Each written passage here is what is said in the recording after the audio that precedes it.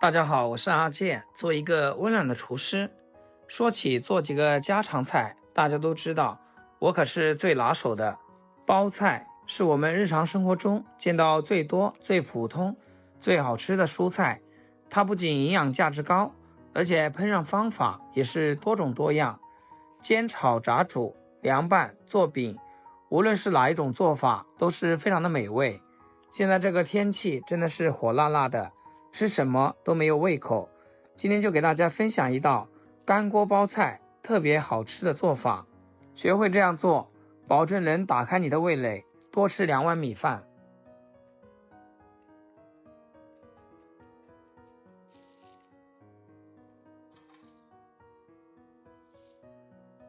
先将包菜处理好以后，放入大盆中，加入1大勺食盐，再倒入没过包菜的清水，下手将食盐搅拌化开，把包菜给它放到里面浸泡10分钟。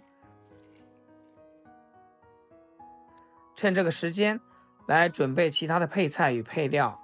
2块钱的五花肉先给它切厚片，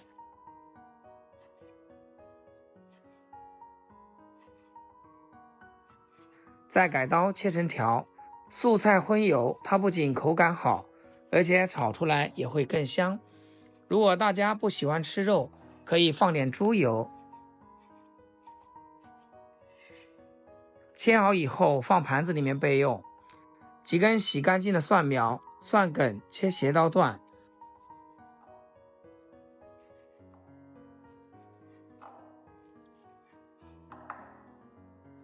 蒜叶就直接切成小段，切好放盘子里面。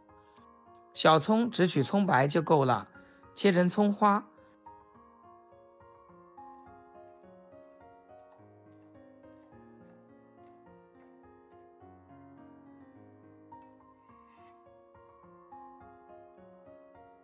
生姜先切成片，然后切成丝，最后切成姜末。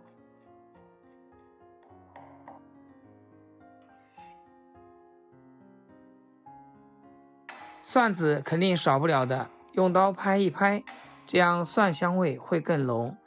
直接切成蒜末就可以。大家都知道，包菜生长过程中难免会有昆虫类爬过，或者是农药残留，所以在使用之前一定要用淡盐水来浸泡一下，这样才能让家人吃得更放心。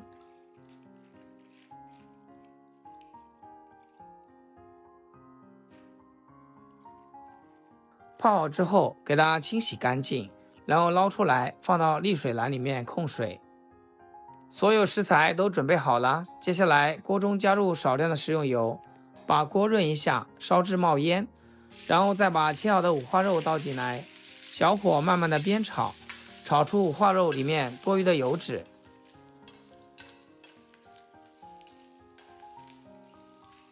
2-3分钟就差不多，一直炒到视频中这样干干香香的状态。我们先把五花肉盛出来，用这个五花肉煎出来的油把包菜煸炒一下，格外的香。加一点点盐，提前让包菜入味，反复来回的翻炒，给它翻炒均匀，炒出包菜的水分。包菜有人过水，有人过油，有人上锅蒸，有人直接炒，这以上几种做法阿健都有试过，各有各的特点，就是要靠大家如何掌握。无论是哪一种做法，只要把它做好了，味道都不会差。把包菜炒至5成熟，这样比直接焯水更有味，炒出来的包菜依旧脆爽。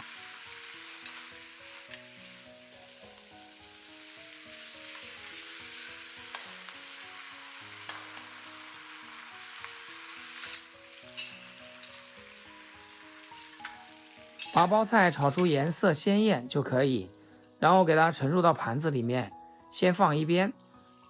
锅留底油，下入切好的葱姜蒜末，快速的给它翻炒，炒出蒜香味。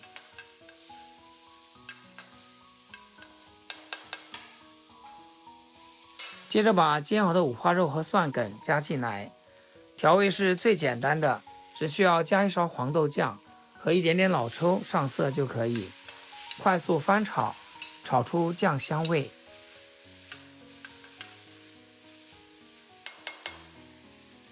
再把包菜也加进来，继续翻炒均匀，把包菜炒至上色，炒至入味。亲爱的朋友们，制作视频不易，阿健每天分享简单实用的家常菜。要是今天这道手撕包菜对你厨艺有所提升的话，请记得给阿健点个 like， 或者评论转发出去，让更多朋友学会。非常感谢大家的支持和鼓励。这样炒出来的口感是非常脆的。如果炒的时间太长，包菜变得软趴趴的，就口感不好了。大家一定要控制好时间，全程不要超过2分钟。最后把蒜苗加进来，煸炒几下，炒至断生，就可以出锅啦。一道食欲满满的酱炒包菜就做好啦。这样炒的包菜非常入味，带着一丝丝鲜甜，酱香浓郁，非常下饭，看起来也非常有食欲。不需要焯水，不过油，同样入味爽脆，更简单更健康，鲜香下饭，味道真的一点不输饭店，而且自己在家做经济实惠。五花肉经过翻炒后，油脂会部分析出，外皮变得微焦带脆，内里却保持着软嫩的口感，嚼起来带着猪肉的鲜香，不会过于油腻，反而有焦香回甜。包菜吸饱了五花肉的油脂和酱料的咸香，叶片边缘会微微发脆，中心部分则软韧入味，既保留了蔬菜本身的清爽感，又融入了肉香和酱香，口感不发柴不软烂。黄豆酱的醇厚酱香与酱油的咸香交织，裹在每一片食材上，五花肉的肉香，包菜的清爽解腻，组嚼时油脂的香气与蔬菜的清甜相互平衡，越吃越香，根本就停不下来，真的是一道超级下饭菜。喜欢的朋友一定按照这个方法试一试。好啦，今天视频就简单分享到这里，咱们下期视频见。视频最后祝大家天天开心，8颗牙齿晒太阳。